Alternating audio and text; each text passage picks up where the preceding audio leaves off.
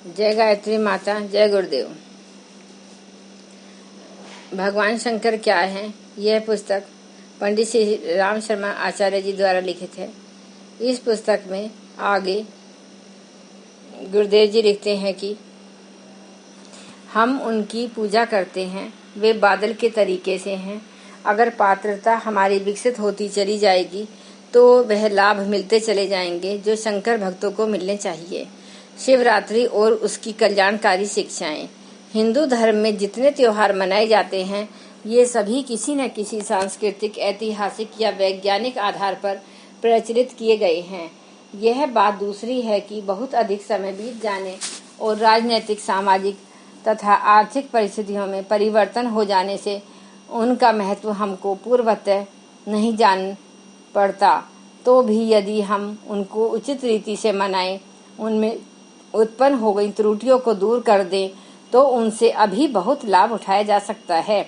देश की साधारण जनता की उनके ऊपर हार्दिक आस्था है और इन त्योहारों और धार्मिक उत्सवों के द्वारा उनको बड़ी कल्याणकारी नैतिक और चारित्रिक शिक्षाएं दी जा सकती हैं। यहाँ पर हम शिवरात्रि के व्रत के संबंध में कुछ विवेचन करेंगे। आज हमारे देश में लाखों नर नारी भगवान शिव के उपासक हैं। उपासना का अर्थ है समीप बैठना, उपासक देव के गुणों का चिंतन, मनन और उन्हें ग्रहण करने का प्रयत्न करना, उस पथ पर अग्रसर होने की चेष्टा करना। सच्चे शिव उपासक वही हैं जो अपने मन में स्वार्थ भावना को त्याग कर परोपकार की मनोवृत्ति को अपनाते हैं। जब हमारे मन में यह विचार उत्पन्न होने लगते हैं तो हम अपने आत्मीयजनों के साथ झूठ, छल, कपट, धोखा, बेईमानी, ईर्ष्या, द्वेष आदि से मुक्त हो जाएंगे। यदि शिवरात्रि व्रत के दिन हम इस महान पथ का अवलंबन नहीं लेते तो शिव का व्रत उनके केवल लकीर पीटना मात्र रह जाता है, उससे कोई विशेष लाभ नहीं होता। पिछली पंक्तियों में शिवरात्रि की स्थूल कथा का वर्णन किया गया था, जिसका सूक्ष्म आशय यह है कि जिसमें यह सारा जगत शयन करता है, जो विकार रहित है, वह शिव है। जो सारे जगत को अपने भीतर लीन कर लेते हैं, वे ही भगवान शिव हैं। शिव महिमन स्तोत्र में एक जगह लिखा है, महासमुद्र रूपी शिव जी का एक अखंड पर तत्व है। इन्हीं की अनेक विभूतियां अनेक नामों से पूजी जाती हैं। यही सर्वव्यापक, सर्वशक्तिमान है। यही व्यक्त अव्यक्त रूप से क्रम सगुण ईश्वर और निर्गुण ब्रह्म कहे जाते हैं तथा यही परमात्मा जगात्मा, शंकर, रुद्र आदि नामों से संबोधित किए जाते हैं। यह भक्तों को अपनी गोद में रखने वाले आशुतोष हैं। यही त्रिविधि तापों को शमन करने वाले हैं तथा यही वेद और प्रणव के उद्गम हैं। इन्हीं को वेदों ने नेति नेति कहा है। साधन पथ में यह ब्रह्मवादियों के ब्रह्म, सांख्य मतावलंबियों के पुरुष तथा योग पथ के आरूढ़ होने वालों की प्रणव की अर्धमात्रा है। जो सुखादि प्रदान करती है वह रात्रि है, क्योंकि दिन भर की थकावट को दूर करके नव जीवन का संचार करने वाली यही है। ऋग्वेद के रात्रि सूत्र में इसकी बड़ी प्रशंसा की गई है। कहा है, हे रात्रि अशिष्ट, जो तम है वह हमारे पास न आवे। शास्त्र में रात्रि को नित्य प्रलय और दिन को नित्य सृष्टि कहा गया है। एक से अनेक की और कारण से कार्य की ओर जाना ही सृष्टि है और इसके विपरीत अनेक से एक और कार्य से कारण की ओर जाना प्रलय है। दिन में हमारा मन, प्राण और इंद्रियों हमारे भीतर से बाहर निकल बाहरी प्रपंच की ओर दौड़ती हैं और रात्रि में फिर बाहर से भीतर की ओर वापस आकर शिव की ओर प्रवृत्ति होती है। इसी से दिन में सृष्टि और रात्रि प्रलय की घोतक है। समस्त भूतों का अस्तित्व मिटाकर परमात्मा से अल्प समाधान की साधना ही शिव की साधना है। इस प्रकार शिवरात्रि का अर्थ होता है वह रात्रि जो आत्मानंद प्रदान करने वाली है और जिसका शिव से विशेष संबंध है। फागुन कृष्ण चतुर्दशी की रात्रि में यह विशेषता सर्वाधिक पाई जाती है। ज्योतिष शास्त्र के अनुसार उस दिन चंद्रमा सूर्य के निकट होता है। इस कारण उसी समय जीव रूपी चंद्रमा का परमात्मा रूपी सूर्य के साथ भी योग होता है। अतएव फागुन कृष्ण चतुर्दशी को ही गई साधना से जीवात्मा का शीघ्र विकास होता है।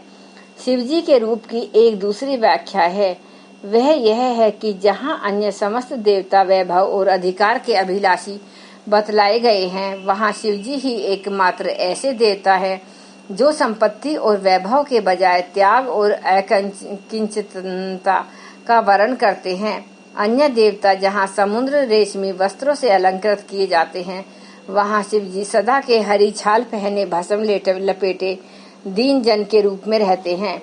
इसी त्याग और अपरिग्रह के कारण वे देवताओं में महादेव कहलाते हैं।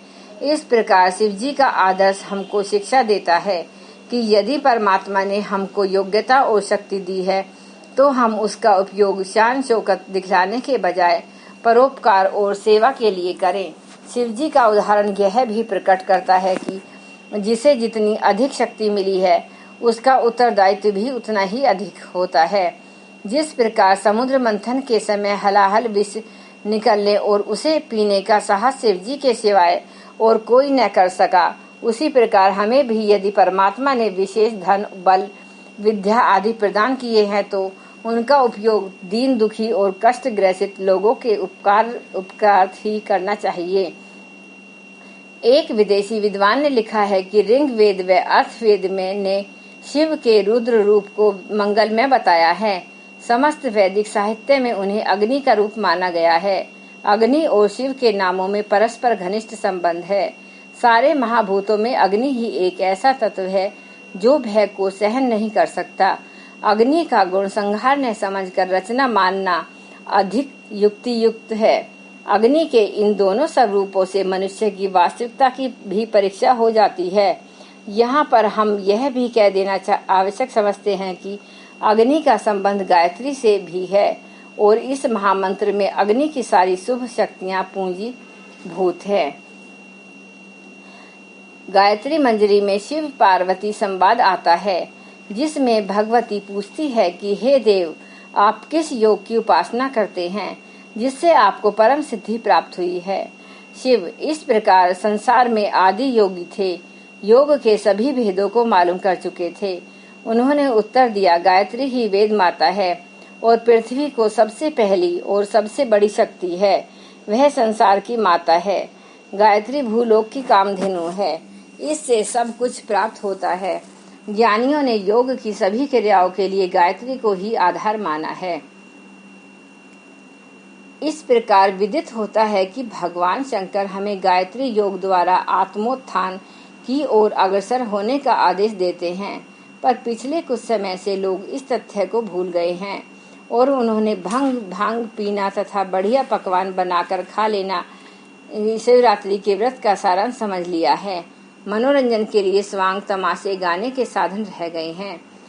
शंकर भगवान के स्वरूप को जैसा कि मैंने आपको निवेदन किया है, इसी प्रकार से सारे पौराणिक कथाओं, सारे देवी देवताओं में संदेश और शिक्षाएं भरी पड़ी हैं।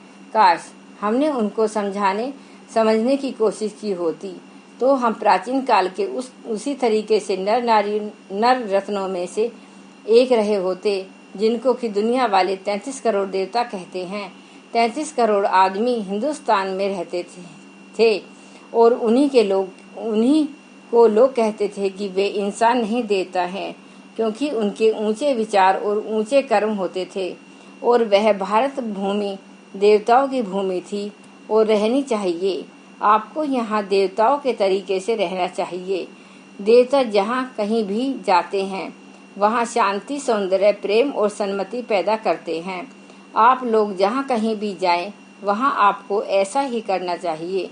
आप लोगों ने अब तक मेरी बात सुनी, बहुत बहुत आभार आप सब लोगों का। ओम शांति।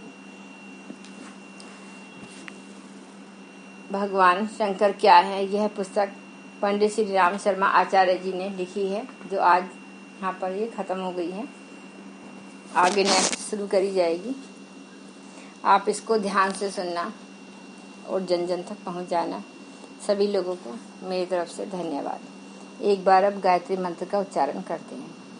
ओम भूर्भुवः स्वः तत्सवितुर्वरेण्यं भर्गो देवस्य धीमहि धियो यो न प्रचोदयात्। जय माता दी।